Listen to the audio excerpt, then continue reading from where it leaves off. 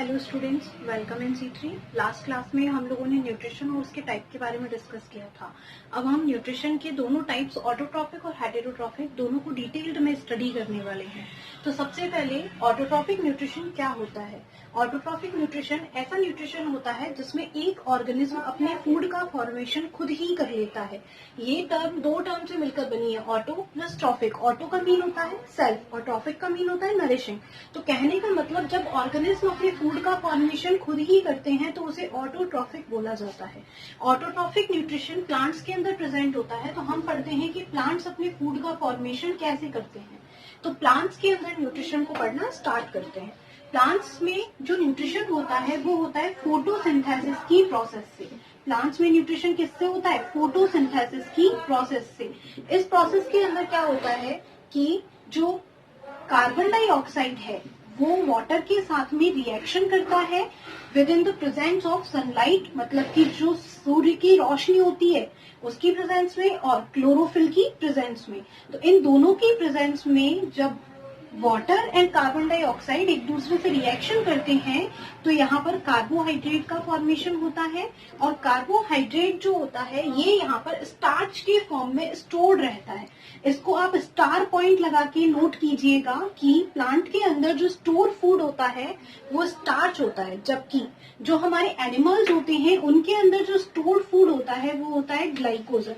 ये बिल्कुल बहुत इंपॉर्टेंट है, बहुत सारे एग्जाम्स में पूछा जाता है कि प्लांट और एनिमल दोनों के अंदर जो स्टोर्ड फूड होते हैं वो क्या होते हैं। तो प्लांट के अंदर स्टोर्ड फूड स्टार्च होता है एंड एनिमल के अंदर स्टोर्ड फूड क्या होता है? ग्लाइकोजन। स्टूडेंट्स, अब हम बात करते हैं कि फोटोसिंथेसिस की प्रोसेस के लिए कौन कौन सी चीजें हमें चाहिए।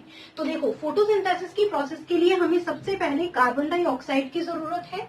आपको दिखाई दे रहा होगा, इस पूरी रिएक्शन को फोटोसिंथेसिस रिएक्शन बोलते हैं। तो इसमें कार्बन डाइऑक्साइड चाहिए। सेकेंडली हमें क्या चाहिए स्टूडेंट्स? वाटर चाहिए।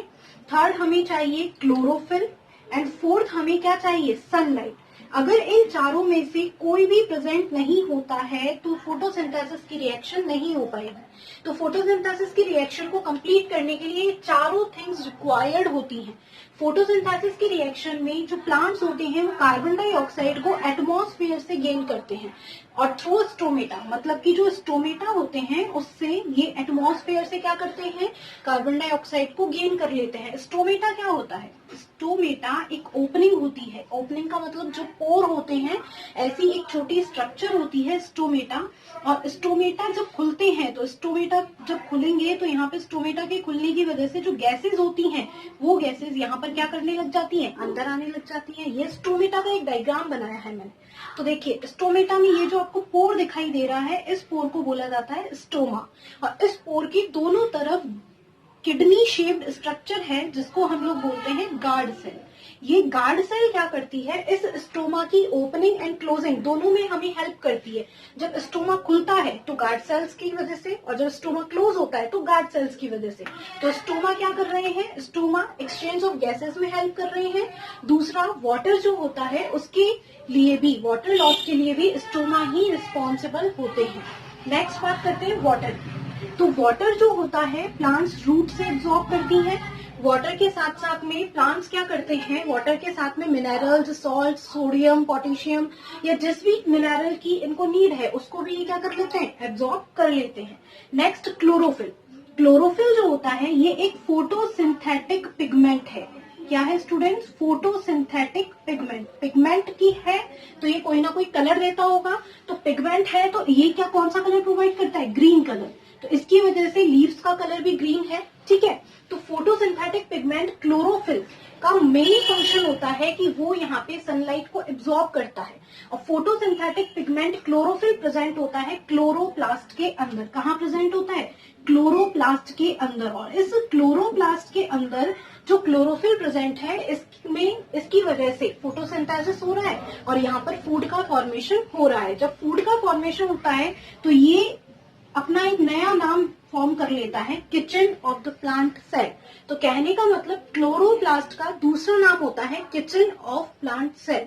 तो आई बात आपको समझ में? देखिए, मैंने आपको मेन स्टार पॉइंट्स बताए हुए हैं। एक प्लांट का और एनिमल का स्टोर्ड फूड, दूसरा किचन ऑफ प्लांट सेल क्या है? ठीक है। और थर्ड क्लोरोफिल क्या होता है, क्लोरोफिल आपका एक पिगमेंट है। अब हम बात करते हैं फोर्थ इंपॉर्टेंट रिक्वायरमेंट की। तो फोर्थ इंपॉर्टेंट रिक्वायरमेंट है सनलाइट।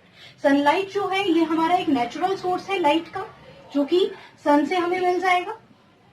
तो यहाँ पर फोटोसिंथेसिस की प्रोसेस में प्लांट्स क्या करते हैं, सबसे पहले सनलाइट से जो एनर्जी है उसको लेते हैं। कौन सी एनर्जी को लेते हैं, ये लाइट एनर्जी को। तो देखिए सनलाइट से लाइट एनर्जी को इन्होंने लिया और प्लांट्स ने लाइट एनर्जी को आगे जाकर केमिकल एनर्जी में कन्वर्ट कर दिया। तो यहाँ फोटोसिंथेसिस की प्रोसेस में लाइट एनर्जी केमिकल एनर्जी में चेंज हो जाती है। अब हम पढ़ते हैं कि फोटोसिंथेसिस की प्रोसेस के लिए कौन कौन से मेन स्टेप्स इसके अंदर होते हैं। तो देखिए फोटोसिंथेसिस की प्रोसेस के लिए मेन स्टेप्स होते हैं, सबसे पहले लाइट का क्या होना, एब्जॉर्ब होना।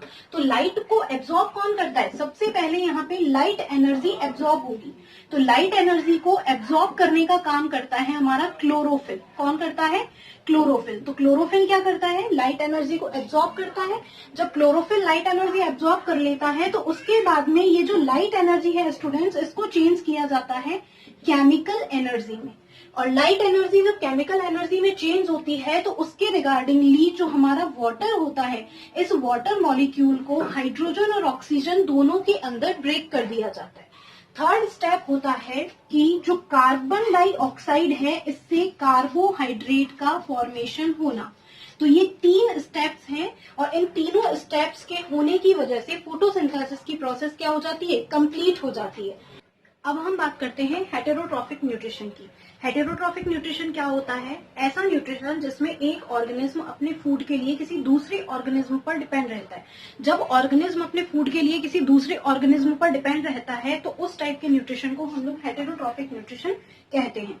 इस न्यूट्रिशन के अंदर होता क्या है कि जैसे जैसे जिस टाइप से ऑर्गेनिज्म अपने फूड को गेन करता है उस टाइप से हम इसके डिफरेंट पार्ट्स बना देते हैं। जैसे मान लीजिए कि कोई ऑर्गेनिज्म किसी दूसरे ऑर्गेनिज्म की बॉडी पर जाकर पैरासाइट है तो उसका अलग डिफरेंट टाइप हो जाएगा। कोई ऑर्गेनिज्म किसी की बॉडी के अंदर रह करके फूड गेन कर रहा है तो उसका डिफरेंट टाइप हो जाएगा। कोई ऑर्गेनिज्म किसी सड़े गले मैटर्स को अपने फूड के लिए यूज कर रहा है तो उसका डिफरेंट टाइप हो जाएगा। तो हेटेरोट्रॉफिक न्यूट्रिशन फूड ऑब्टेनिंग के बेस पर डिफरेंट टाइप के होते हैं। मैं यहाँ आपको एक ही टाइप के बारे में बता रही हूँ जिसका नाम है होलोजोइक न्यूट्रिशन। तो होलोजोइक न्यूट्रिशन जो है ये मोस्टली सभी टाइप के एनिमल्स के अंदर होता है। देखिए होलोजोइक टर्म में होलो और जोइक मतलब 2 टर्म है। होलो का मीन है यहाँ पे होल और जोइक मतलब कि जू। तो जू के अंदर मोस्टली एनिमल्स डिफरेंट टाइप के होते ही हैं। तो यहाँ जितने भी एनिमल हैं उन सब के अंदर क्या प्रेजेंट होता है, होलोजोइक टाइप ऑफ न्यूट्रिशन। इस न्यूट्रिशन के कुछ स्टेप्स हैं, जैसे कि इस न्यूट्रिशन में सबसे पहले प्रोसेस होती है इंजेशन की, सेकेंड इसके अंदर प्रोसेस होती है डाइजेशन की, थर्ड इसके अंदर प्रोसेस होती है एब्जॉर्प्शन की और फोर्थ इसके अंदर प्रोसेस होती है स्टूडेंट्स असिमिलेशन की एंड फिफ्थ इसके अंदर प्रोसेस होती है इजेशन की। तो ये जो 5 पॉइंट आपके सामने लिखे हुए हैं ये पांचों पॉइंट इस होलोजोइक न्यूट्रिशन के मोड हैं। अब इसमें क्या होता है कि कोई भी ऑर्गेनिज्म जब फूड को लेता है तो सबसे पहले वो फूड को अपनी बॉडी के अंदर इनटेक करता है या नहीं। आप किसी भी ऑर्गेनिज्म की बात कर ले, एक ओपनिंग होती है जिससे वो फूड को इनटेक करता है। उसके बाद में वो उस फूड को डाइजेस्ट करता है। डाइजेस्ट करने के बाद में जो फूड होता है वो इम्पोर्टेंट पार्ट को उस फूड में से एब्जॉर्ब कर लेता है और एब्जॉर्ब करने के बाद उस फूड से क्या करता है, यूज करता है, मतलब उस फूड का यूटिलाइजेशन करता है कि उस फूड से उसे एनर्जी मिलती रहे। एंड लास्ट में जो वेस्ट मटेरियल होता है वो उसे बॉडी से क्या कर देता है, इजेक्ट मतलब बाहर निकाल देता है, एक्सक्रेट कर देता है। तो ये पांचों steps holozoic mode of nutrition को फॉलो करते हैं। इसको समझाने के लिए मैं आपको एक एग्जांपल भी ले सकती हूँ। हम इसमें अमीबा का न्यूट्रिशन पॉइंट देख लेते हैं कि अमीबा के अंदर न्यूट्रिशन कैसे होता है।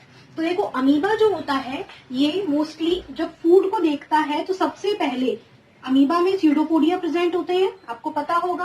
तो अमीबा क्या करता है, इन स्यूडोपोडिया से एक फूड कप का फॉर्मेशन करता है और उस फूड तक जाकर के उस फूड को कवर टोटली क्या कर लेता है, इस तरीके से देखिए इस फूड को चारों तरफ से ये क्या कर लेगा, इस तरीके से घेर लेगा। अब इस फूड को ये पहले इंजेस्ट करने की कोशिश करेगा, मतलब बॉडी के अंदर लेने की कोशिश करेगा।